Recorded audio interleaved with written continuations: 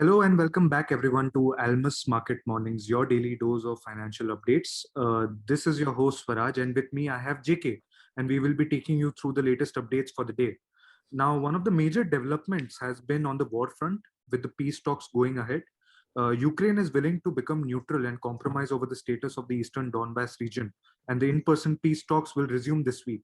So we have to watch out for the developments that will be coming in.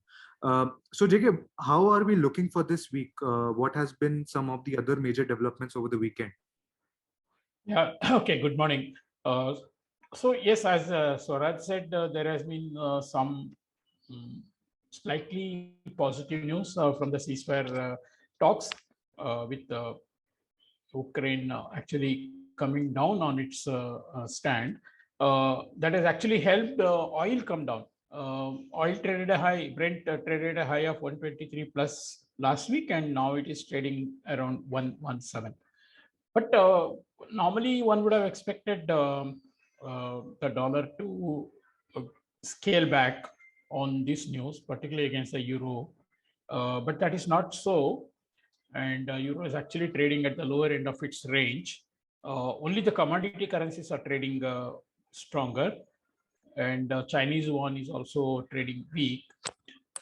What we can see is that slowly the market's focus is shifting towards the higher yield in the US, which is going to now rise at a much faster pace. That's what the market is really more and more convinced about.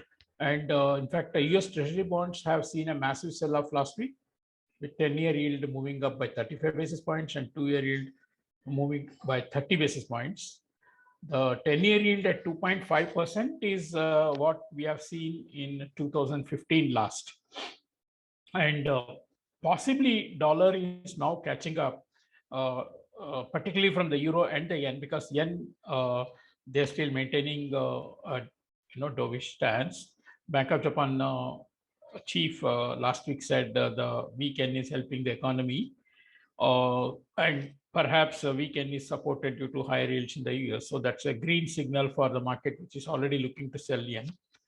And on the euro side also, there is really no much reaction to the high inflation in terms of, urgency to raise rates. So they continue to be somewhat neutral, I would say. They're not as dovish as Bank of Japan, but definitely they're kind of neutral. And that's not helping the euro, besides the fact that Eurozone economy is impacted due to the war situation.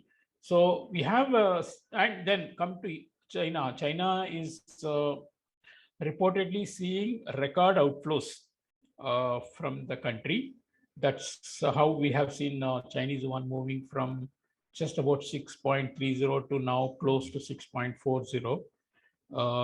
There is expectation of more easing of the rates by China in the coming days. Today, they infuse a lot more liquidity into the system.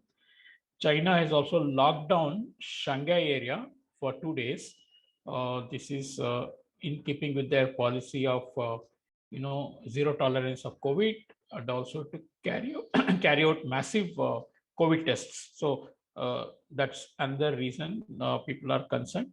While stock markets have been steadier relatively, the bond yields are higher and the dollar is also higher.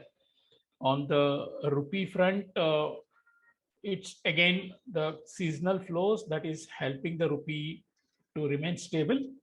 We have also heard about nationalist banks active on both sides. So maybe buying for the oil and also containing weakness on the higher side. So we expect rupee to be confined to narrow ranges like of late between 76 and 76.40. But once this year end is over, we will probably see rupee weaken more to align itself with the fundamentals. This is a week of lots of data from the US.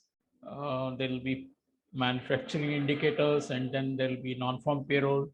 There will also be PCE core inflation. So all of this is very important for US monetary policy, and Eurozone, of course, also will also publish its flash inflation data. Uh, Last week we had EFO sentiment, which was very poor for Germany. So we are looking more at strength of the dollar, supported by the upcoming events, which will be strong, and higher yields in the US is going to stay for some more time. So uh, yeah, we'll have some volatility, but more towards dollar upside, and even in the rupee, we'll probably see the downside very well supported. We'll of course watch whether the ceasefire talks further progresses and how the oil moves in the coming sessions. Thank you. Okay, that was lot of good insights, JK. Lots to look forward to this week. We are seeing quite a bit of volatility, and that's not just with the war developments, but also from the bond market sell-offs and the data releases which are expected this week might be adding to this. It's imperative we manage our risk during such times. That's it for today, guys. I'll see you all tomorrow. Thank you.